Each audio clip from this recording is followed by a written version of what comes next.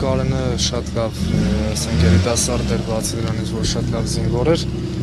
թե ասենք իր ծառայության մեջ բացի ինքը կարամ ասեմ շատ յուրահատուկ անձնավորություն էր ու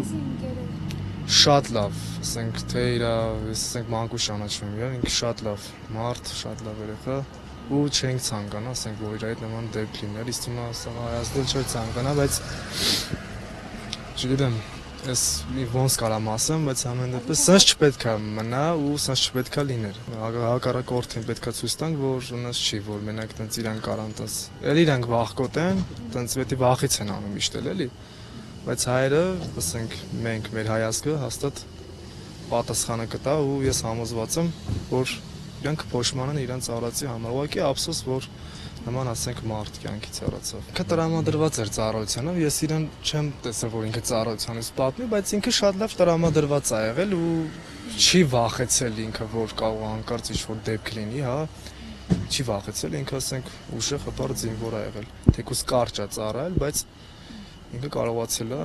Հացի փորում էր աշխատում, շատ աշխատասեր ու աշխատող տղա էր։ Մեր հայացի երեխա էր, խելոք, նվիրված, աշխատասեր, այդ տարիքում շատ էր աշխատում։ Սաղ գիշեր հացի փռում աշխատում էր,